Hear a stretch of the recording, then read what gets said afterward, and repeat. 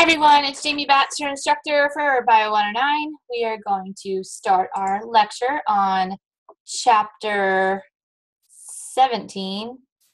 Why am I having trouble finding these recently? Hold up. I don't know this. I never used to have this problem, but now I do. Share screen. There it is. Sorry about that. Okay. Let's make this a little bigger. And we're diving into the urinary system. We're also going to talk about electrolyte, fluid balance, and acid-base balance. Sorry, I forgot to turn my phone off. We are going to skip through these learning outcomes because they're already posted for you in your weekly folder. We'll begin with the first section, which is on the urinary system itself. This is our second to the last body system for the semester.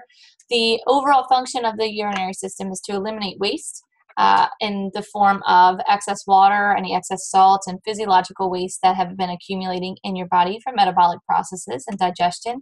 You have two kidneys that's receiving 25% of your cardiac output. So in other words, with every contraction of your heartbeat, 25% of that is going directly to the kidneys. So it has an extensive capillary network. The kidneys produce the urine. The components of the urinary tract include the ureters, the urinary bladder, and the urethra. The ureters are the tubes that are receiving the urine from the kidneys, leading down into the bladder. The urethra is leading to the external environment. That's your little pee tube, for lack of a better term there. There you see them. And let's talk about some functions of the urinary system. So it's not just to eliminate waste, right? We're also adjusting blood volume and blood pressure in the urinary system, regulating plasma concentrations of important ions like sodium, potassium, and chloride. Also stabilizing blood pH. The urinary system can be used to expel excess hydrogen ions or hydroxide ions from the body to maintain 7.35 to 7.45 pH. Also works in conserving valuable nutrients. We've spoke extensively about the retaining of calcium at the kidneys in the presence of parathyroid hormone.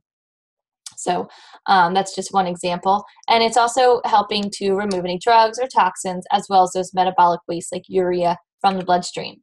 So overall kidney structure, they're retroperitoneal, so they're behind the peritoneal membrane, and they are anchored by a renal fascia, just a bunch of connective tissue basically, embedded in a fatty capsule, which isn't on this PowerPoint slide, but they don't have any bony protection like the thoracic cage or the pelvic bones that surround them, so they're embedded in several layers of adipose tissue. The hilum is the indentation in the middle, which makes them kidney bean shaped, right? And that's also the entrance and exit point for all of the arteries and the ureters. So that's that hilum, that little indentation, and you can see they're embedded back there. There's the little kidney hats or the adrenal glands, and they are located all the way against the back wall of our abdominal cavity, embedded in several layers of fat. So let's talk about the fibrous capsule that surrounds the outside part of the kidney. It lines what's called the renal sinus, which is an opening or cavity inside of our kidney. The renal cortex is the superficial area of the kidney. The medulla is the inner region of the kidney. And the pyramids are the little cone-shaped structures that are within the medulla, and the tips of the pyramids together make up the renal papilla. The renal column is a little piece of tissue that separates all of the adjacent pyramids, and a kidney lobe contains a pyramid, the cortex, and the columns that are within a particular region of our kidney. Here you see what I mean. Here's the medulla, this kind of deeper tissue. The cortex is this lighter tissue towards the outside, all surrounded by the capsule. The capsule also covers this inner sinus area.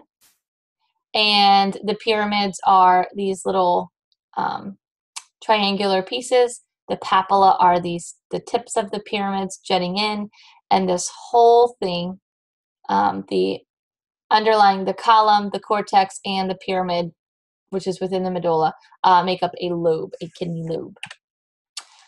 Let's talk about the pathway of urine. Urine is produced within those lobes. The minor calyx receives the urine from each kidney lobe, and the major calyx forms the fusion of a few little minor calyces, and the renal pelvis is the funnel-shaped structure that is draining that major calyx into the ureter.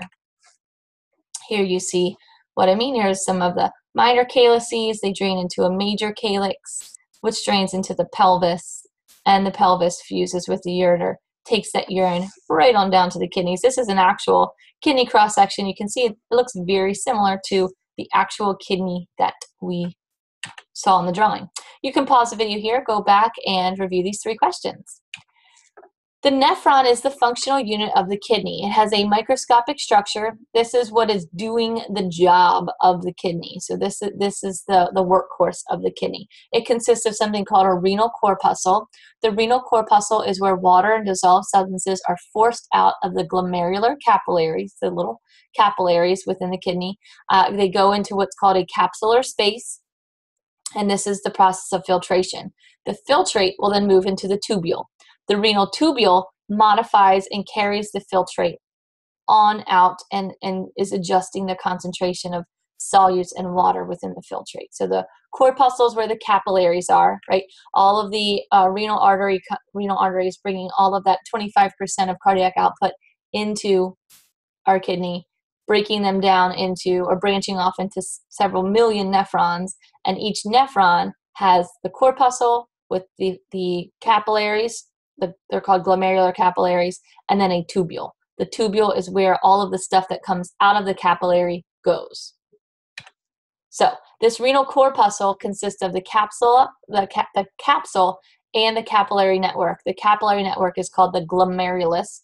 From there, the tubule starts with what's called the proximal convoluted tubule. This is reabsorbing all of the nutrients from the tubular fluid. The nephron loop, which is establishing an osmotic gradient, and we'll talk all about this.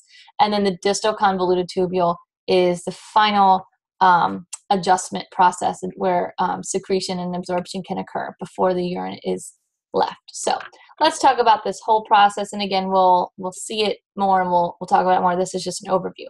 So this is a zoomed-in view of a nephron. Obviously, it's oversimplified so that we can just focus on the major parts here. You have the blood coming in from, branching arteries from the renal artery, coming into the glomerulus, coming into this capsule. The glomerulus are the capillaries. The glomerular capsule is kind of like the catcher's mitt around the capillary, catching everything that comes out of the glomerulus. So this is the major site of filtration. All the stuff, excess stuff, or anything that the body thinks it might want to get rid of is kicked out of the blood at this point. So in other words, it gets rid of more stuff than it needs to at this point. And then the tubule is the next stop, and this tubule starts with what's called the PCT, or proximal convoluted tubule. Within the PCT, the majority of the stuff that was kicked out of the capillaries is reabsorbed. So again, the body's getting rid of a lot of stuff within these glomerular capillaries, and then it's taking it right back up through the PCT. It's leaving what we call the filtrate, or this pre-urine solution, and going into the interstitial fluid to then be absorbed back into the blood. After the filtrate passes through the PCT, and again, most of the filtrate filters out at this point, the filtrate's going to go through the nephron loop. The nephron loop has a descending limb and an ascending limb. On the descending limb, water is reabsorbed. So in other words, water is taken out of the filtrate and put back into the blood. And on the ascending limb, solutes are reabsorbed. So sodium, chloride, potassium, that's reabsorbed on the ascending limb. Then we get to the DCT, or the distal convoluted tubule, and this is where there's going to be some variation, and this is where those hormones like ADH and aldosterone are going to play a role. If they are present, then more reabsorption will occur in the DCT, and if they're absent, then it will not occur in the DCT, and the filtrate will continue on to the collecting system. So the collecting system is the series of tubes that carries the tubular fluid away from the nephron. It consists of the collecting duct and the papillary duct. The collecting duct carries the tubular fluid through the renal medulla. The papillary duct collects the tubular fluid from multiple collecting ducts and divides it into, or delivers it to, the minor calyx. So this is from the DCT here, dumping that filtrate into the collecting system, where, again, there are variable amounts of reabsorption that can occur. So if in the presence of aldosterone and ADH, which are hormones we've spoken about already, increased absorption of water and sodium may occur here as required by your endocrine system. So we put the whole thing together. You have major filtration happening at the glomerular capillaries, lots of stuff getting kicked out of the blood, going into the tubule system. In the PCT, the majority that was kicked out is reabsorbed. On the descending loop, water is reabsorbed. On the ascending loop, solutes are reabsorbed. On the DCT and collecting system, depending on the presence of hormones like aldosterone and ADH, more sodium or water reabsorption may occur. And by reabsorption, I mean taken out of the filtrate, out of the pre-urine, and put back into our body, put back into our blood. So let's talk about different types of nephrons. 85% of all nephrons are what we call cortical nephrons. These are located in the superficial cortex of the kidney. A small percentage are called juxtamedullary nephrons. These are long nephron loops that extend deep into the renal medulla. These are essential for concentrating our urine and producing and conserving water for our body in general. So here you see the minor difference. Again, renal cortex, this is our cortical nephron, and then this is representing the medulla here. This is our juxtamedullary nephron. And the reason this juxtamedullary nephron is responsible for uber concentrating our urine is because there's lots of solutes within this renal medulla, which is going to draw out more water just through the process of osmosis, right? Water goes to where there's more solute concentration. So you can pause the video here, go back and review. Now that we understand the basics of how the kidney works, let's talk about the circulatory pattern through the kidneys. The renal artery is delivering the blood to the kidney, and it branches into segmental arteries. The segmental arteries are within the renal sinus. They're the first branch off of that renal artery, and those segmental arteries branch into interlobar arteries. The interlobar arteries go in between the lobes of the kidney, so they're going through those columns, and they're going towards the cortex, so they're radiating out from that hilum area, going up. They branch into the arcuate arteries. The arcuate arteries arch along the tops of the pyramids, or along the base of the pyramids. The arcuate arteries branch into cortical radiate arteries, which kind of radiate out towards the cortex, and they branch into afferent arterioles. The afferent arteriole is the vessel that supplies the glomerular capillaries specifically. So blood from the glomerulus will then drain into capillaries that surround the nephron, and then it will drain into the cortical radiate veins, and then into the arcuate veins, and then into the interlobar veins, and then into the renal vein. So what do you do with this information? I think you should make a little flow chart on your sheet of paper there, or on this PowerPoint slide if you printed out the PowerPoint as I'm lecturing, and see if you can trace the pathway. My dog just opened the door. It's not a ghost. So you will start with the renal artery and then go to segmental and then interlobar and see if you can put them all in order, right? Or write them each on individual note cards, see if you can shuffle up the note cards and put them in the correct order. So there you see the whole process. Here's this flow chart that I was referring to. It branches, branches, branches. Segmental, thank you, I love you too. Stop liking me. Interlobar, arcuate, cortical radiate, and then off of the cortical radiate, you see the afferent arterioles. These little circles are the glomeruli, and you can see they even put some nephrons in there for you to get the whole picture. And then from those glomeruli, you have the afferent arterioles leading back into the blood.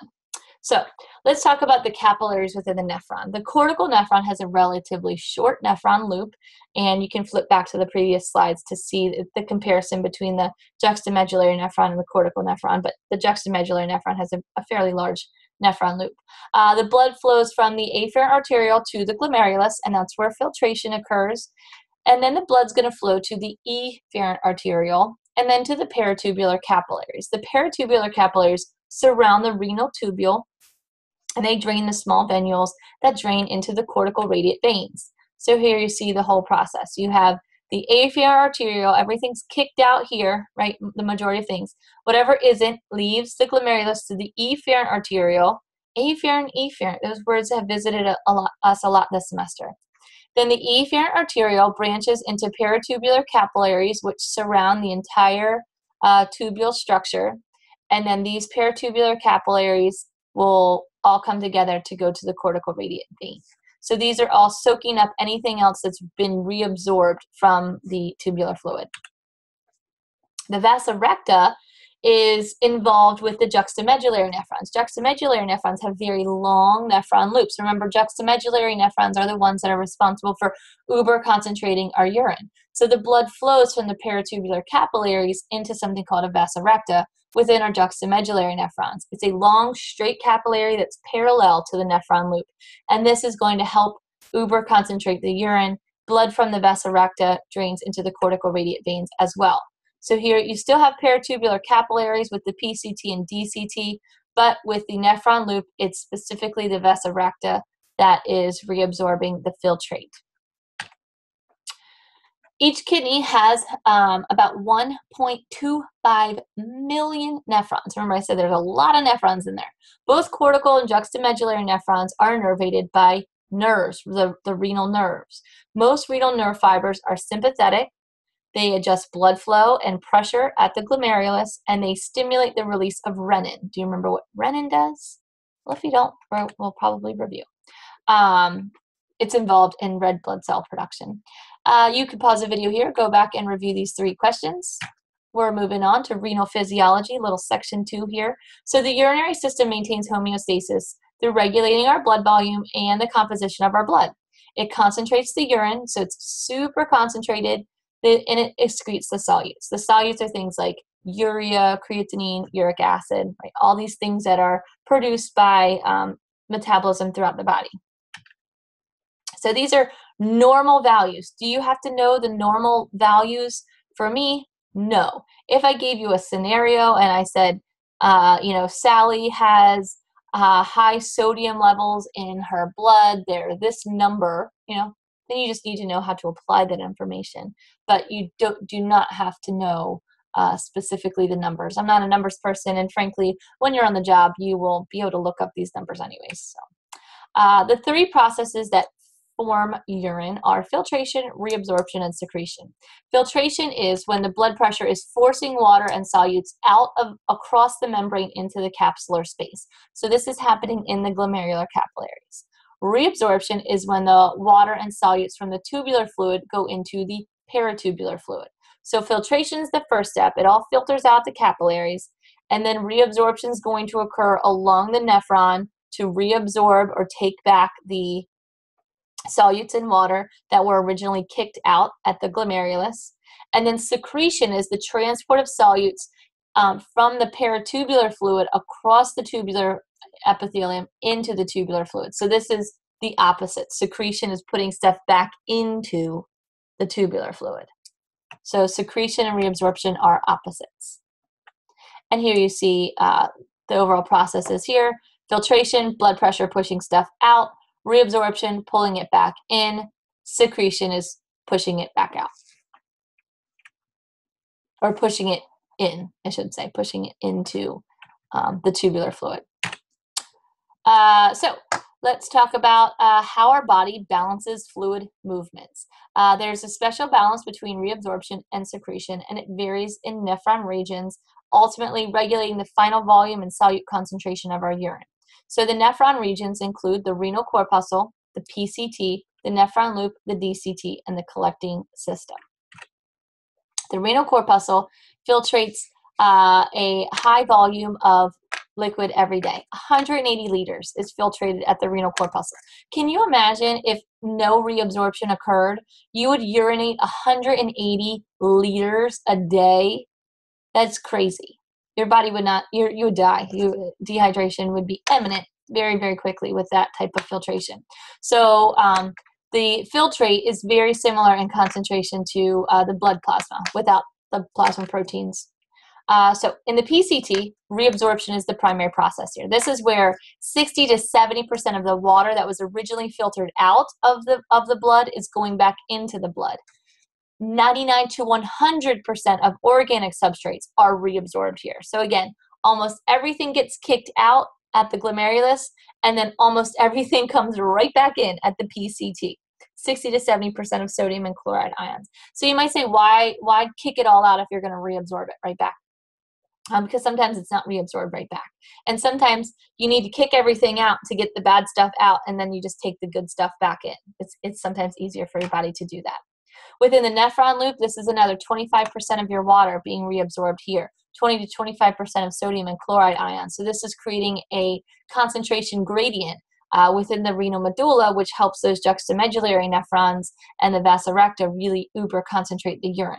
The distal convoluted tubule, or DCT, reabsorbs variable amounts of water. So again, this is under the direction of ADH and aldosterone, whether it's going to reabsorb water and sodium ions. And the collecting system, again, influenced by ADH and aldosterone, reabsorbing variable amounts of sodium and water. So this is pretty much what I was summarizing earlier for you when we were first introduced to the nephron. The renal corpuscle, those glomerular capillaries are producing the filtrate. Filtrate is almost everything that was out of your blood except the plasma proteins pretty much. PCT reabsorbs almost all of it right back. The nephron loop is absorbing water on the descending, solutes on the ascending. DCT and collecting system are under hormonal control by aldosterone and ADH. So within the renal corpuscle, the afferent arteriole delivers blood to the glomerulus. The glomerulus is the little capillary knot. It's surrounded by a capsule. The capsular space is the area between the inner and outer layers of the capsule. The efferent arteriole carries the blood away from the corpuscle and has a smaller diameter than the afferent arteriole, which elevates the blood pressure within the glomerulus, which aids in that filtration rate. The juxtaglomerular complex releases renin when blood pressure falls. So here you see this zoomed in view. You can see these specialized cells of the glomerulus. They kind of lock together and they have little spaces between them, allowing the solutes and water to flow out. This little catcher's mitt capsule surrounding it, and then this would be that first segment of the PCT here. Afferent arteriole has a relatively wide diameter, so blood rushes in, and then the efferent arteriole has a relatively narrow diameter, so blood slows down on the way out. This increases the pressure within the capsule here, which allows for filtration to occur. Inside the inner glomerular capsule, those special cells are called podocytes. They have little processes that wrap around the capillaries. That's that interlocking cell that I just showed you on that last slide. The gaps between are called filtration slits. Materials pass out of the capillaries, have to pass through the slits, and the larger structures are kind of sieved out. They can't fit through, so they stay within the capsule itself. There are those podocytes. They really do have those little feet extending off of them. You can pause the video here, go back and review this section. Water reabsorption is very important to the function of our body. Obviously, we have 180 liters a day being kicked out at our glomerular capillaries, and we need to reabsorb the majority of it. So the amount of water reabsorption that's occurring is going to ultimately affect our urine volume and the overall osmotic concentration of our body. You have obligatory water reabsorption. This is going to occur in the PCT and descending limb of the nephron loop. This is where we can't alter the amount of water that's reabsorbed here. This is going to happen no matter what. This is 85% of the filtrate volume that was initially established within the glomerular capsule is being taken back at this juncture. There's also facultative water reabsorption, and this is going to allow the precise control of water reabsorption. This is when we are dealing with special hormones and signals like aldosterone and ADH within the distal convoluted tubule and the collecting system. So obligatory water reabsorption is occurring in the majority of our nephron, and then facultative, which is due to the influence of aldosterone and ADH. Without ADH, no water would be reabsorbed in the distal convoluted tubule and the collecting duct. So no facultative water reabsorption would occur if you don't have ADH present. You would have a very low urine osmotic concentration, which means it would be very, very dilute, and you would have a very high water volume. So this is that clear pee that you have a lot of, and this is if you've ever indulged in binge drinking where you have a couple alcoholic beverages, in one night. You probably realize what your urine looks like on those nights. You pee a lot, and it's very, very clear. That's because alcohol suppresses ADH. So here's the overall concentration process. You have your glomerulus, which is, again, responsible for just dumping all the filtrate into our nephron loop. PCTs taking most of it back. Look at how concentrated the solution is once it gets to the nephron loop here. Water is being reabsorbed on the descending limb. Sodium and chloride are being reabsorbed on the ascending limb. And by the time we get to the DCT, this is where variable amounts of water and solutes can be reabsorbed depending on ADH. In this slide, we're looking at no ADH. So it's a very large volume, very dilute urine that's being released here. Urine that does have when the kidneys are under the influence of ADH, it's going to allow these little aquaporin structures to form on the membrane of the DCT and collecting duct, and that makes the tubules more permeable to water. With the ADH and the aquaporins, you're going to have increased water reabsorption, the urine osmotic concentration increases, and the output decreases. So look at how concentrated the urine is here. More water is being reabsorbed, more sodium is being reabsorbed, and overall you have a small amount of very concentrated urine. Overall urine volume per day is around 1,200 milliliters, so just over a liter of water a day, and it varies from individual to individual depending on how much you drink, etc. Polyuria is excessive amounts of urine. This could be a cause or be a symptom of hormonal or metabolic issues. Very low urine volume could indicate kidney problems as well. This is showing you some general characteristics of our urine. It typically has a pH that can range from acidic to basic, depending on whatever's going on in your body. Your urine is your waste product. So if your body is acidic, then your urine's going to work hard. Your kidneys are going to work hard to try to get rid of those extra hydrogen ions, and vice versa. Specific gravity, this just means it's more dense than water. Osmotic concentration can vary, again, depending on how hydrated you are. It's mostly water content. It usually should be a clear yellow, and the odor is going to vary with composition depending on what you ate and what you drank, and then it should be no bacteria in there unless you have an infection going on in your bladder or urinary system. Urine is sterile. Once it sits around for a while, bacteria can grow in it because sometimes it does have nutrients in it for bacteria, but normal pee is sterile. So don't be afraid to pee in the pool, although it is kind of a gross idea. Chlorine will kill any of the bacteria, and pee is sterile anyways. I'm not encouraging you to pee in the pool. I'm just saying it's not as bad as everyone makes it out to be, honestly. You can pause the video here, go back and answer these 3 questions. Let's do an overview of renal function. So filtrates produced in the renal corpuscle, right? Water, ions, organic nutrients are all removed from the tubular fluid within the PCT, the majority of it, right? Reducing the volume, maintaining the osmotic concentration.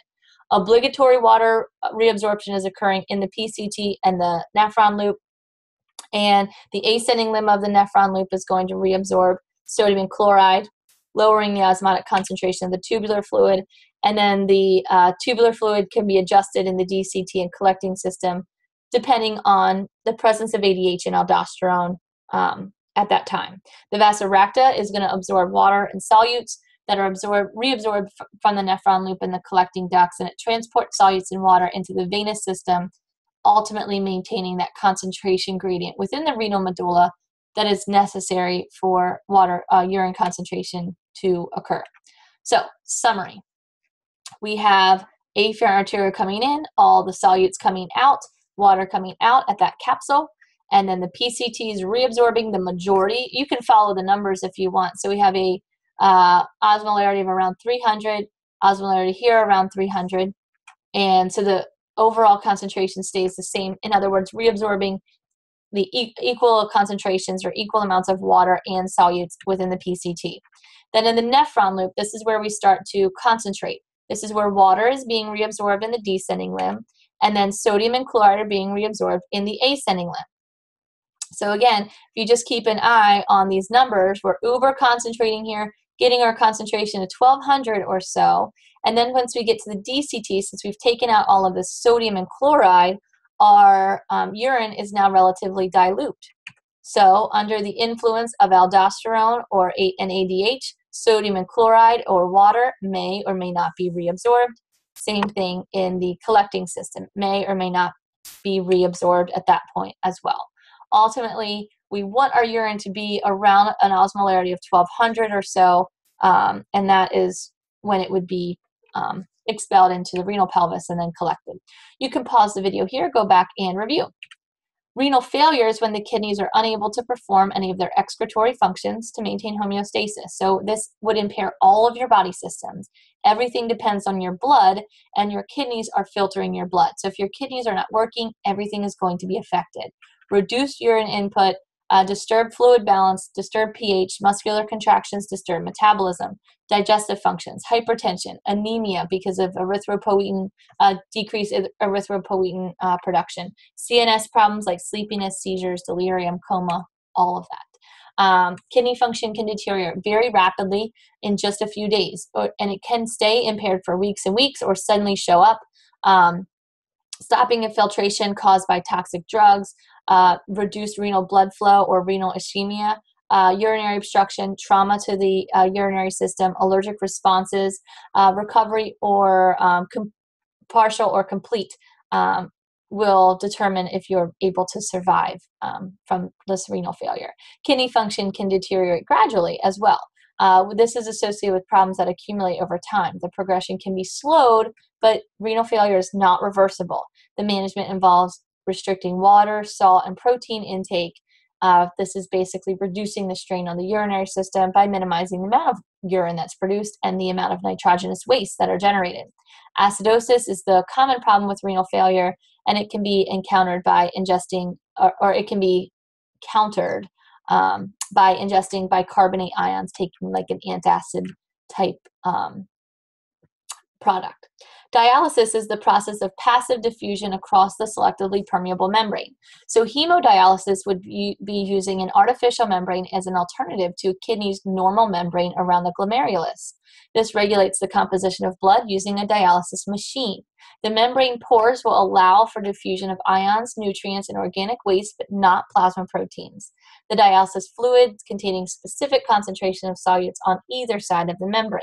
So this would be someone whose kidneys are not working. They need to go in for hemodialysis every few days. Typically, it's every 2 to 3 days they need to go in to have their blood filtered because their kidneys are not working for them. So again, this is just showing you normal plasma concentrations in dialysis fluid. They try to keep the concentrations about the same. Other treatments for renal failure: with acute renal failure, the kidneys can regain partial or complete function, or with chronic renal failure, the treatment can be slow but not stop. So hemodialysis relieves the signs and symptoms of renal failure. It's definitely not a cure. The renal transplant is the only real cure for renal failure. The success rate of renal transplants is 85 to 95%, and the recipient is typically on immunosuppressant drugs for the rest of their life so that their body does not reject this new kidney that they've received. This is how dialysis works. Basically, you're hooking up your blood to you're going to hook up your artery as well as your vein. The blood's going to flow from your artery through the dialysis chamber where it's going to be filtered, and then it's going to flow back into the vein. And there's all of these devices regulating flow and air composition and stuff so that no air bubbles get into it, and it maintains a stable condition so that when the blood comes back into the body, it's not a shock to the body.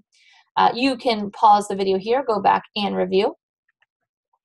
Let's move down through our kidneys and talk about the urinary tract. The urinary tract transports, stores, and eliminates the urine. You can visualize the tract using what's called a piliogram.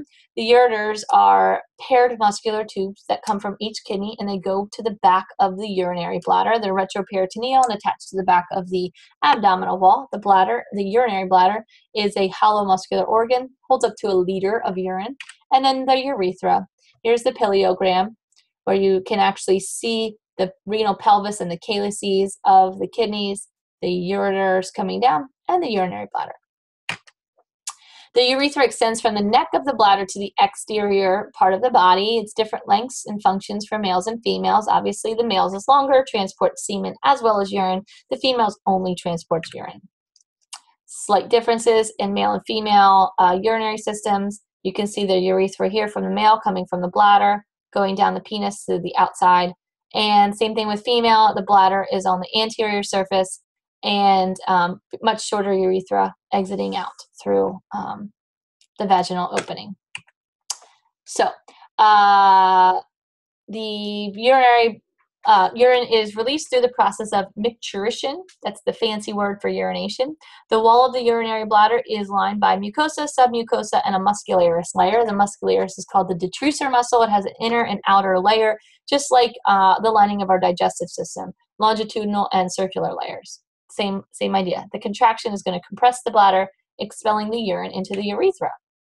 The urinary bladder has ruggy, just like the stomach. There are folds that just allow the bladder to expand, and the ureteral openings are split-like to prevent any backflow of urine going up into the ureters and into the kidney. The ureters are on the posterior wall of the urinary bladder. The trigony is a triangular area that's on the base of our bladder. This is kind of the entrance or the funnel-shaped part that is draining the urinary bladder into the urethra, and the neck of the urinary bladder surrounds the urethral opening. So you can see the trigony, you can see the ureter openings on the back, the ruggy, smooth muscle all the way around, and then the urethra. This would be male because here we have a prostate.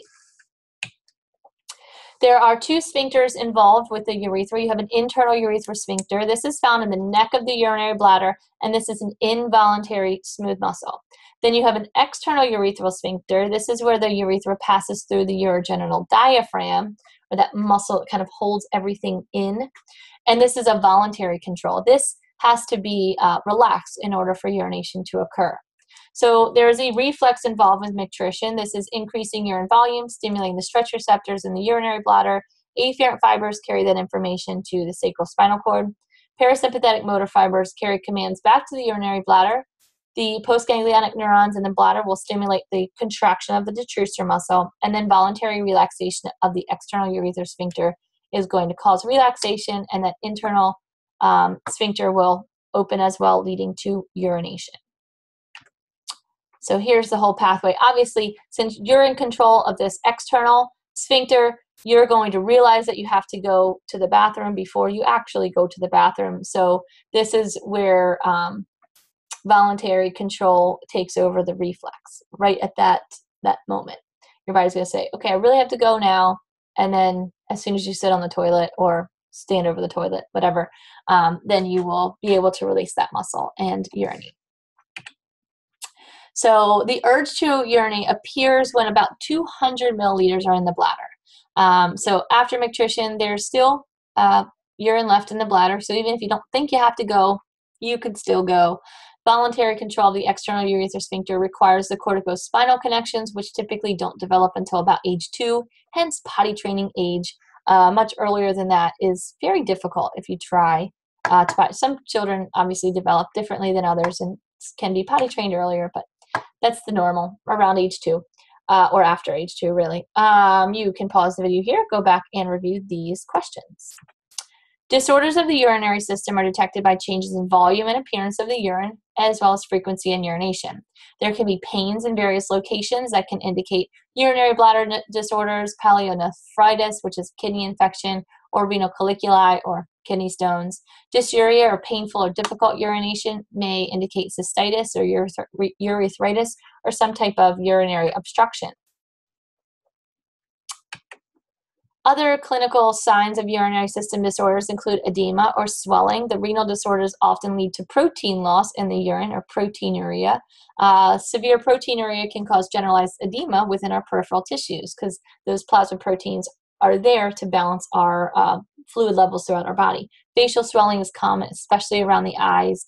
Fever can develop when pathogens infect the urinary system. A low-grade fever with urinary infections like cystitis. Very high fever with kidney infections such as pyelonephritis. Other abnormal urine output and frequency, like increased urgency or increased frequency of urination, can indicate the irritation of the lining of the ureters or urinary bladder. Any changes in urinary output can indicate problems with the kidneys or with the control of renal function. Incontinence is the inability to control voluntary urination. So this can be caused by stress, by overflow, etc., or just by holding your bladder for too long, or urge. It can make you go anyways. And urinary retention, if you're not able to go to the bathroom, the kidney function may be normal, but you're not allowed to your body's not permitting you to release it. This could be, particularly in males, a sign something's wrong with their prostate. Increased urgency or increased frequency could indicate irritation of the lining of the urinary. I need to take this call. I'm going to stop this video here, and I will continue in just a minute. Let me stop. Sorry.